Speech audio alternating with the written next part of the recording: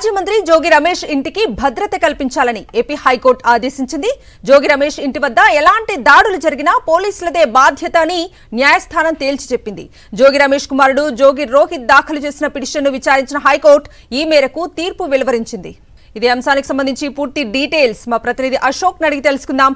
అశోక్, ఎన్టీఆర్ జిల్లాలో నిన్న తెలుగుదేశం బృందాలు మాజీ మంత్రి జోగి రమేష్ ఇంటిపై దాడి చేశారు, విధ్వంసం సృష్టించారు. అదే నేపథ్యంలో జోగి రమేష్ ఇంటికి నిప్పు కూడా అంటించారు.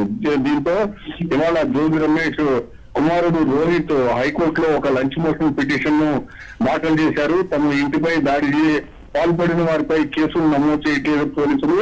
దీన్ని చట్టవిరుద్ధంగా ప్రకటించింది. తమ ఇంటి దగ్గర భద్రత కల్పించేలా ఆదేశాలు ఇవ్వాలంటూ హైకోర్టులో లంచ్ మోషన్ పిటిషన్ దాఖలు చేశారు. లంచ్ మోషన్ పిటిషన్ విచారణకు స్వీకరించిన హైకోర్టు మధ్యాహ్నం పూర్తి స్థాయిలో దీనిపైన విచారణ జరిపింది. అయితే ఇదే నేపథ్యంలో నిన్న దాడి జరిగిన తర్వాత అక్కడ పోలీస్ పికెటింగ్ ఏర్పాటు చేశాము అని పోలీసుల తరపున న్యాయవాది చెప్పడంతో ఖచ్చితంగా జోగి రమేష్ ఇంటి వద్ద ఎటువంటి అవాంఛనీయ సంఘటనలు చోటు చేసుకోకుండా చర్యలు తీసుకోవాలి, ఖచ్చితంగా పోలీసులు దీనికి బాధ్యత వహించాలని కూడా హైకోర్టు చాలా స్పష్టంగా ఆదేశాలు జారీ చేసింది.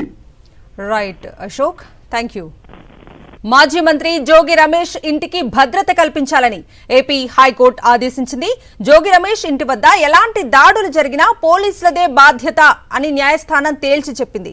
జోగి రమేష్ కుమారుడు జోగి రోహిత్ దాఖలు చేసిన పిటిషన్ను విచారించిన హైకోర్టు ఈ మేరకు తీర్పు వెలువరించింది.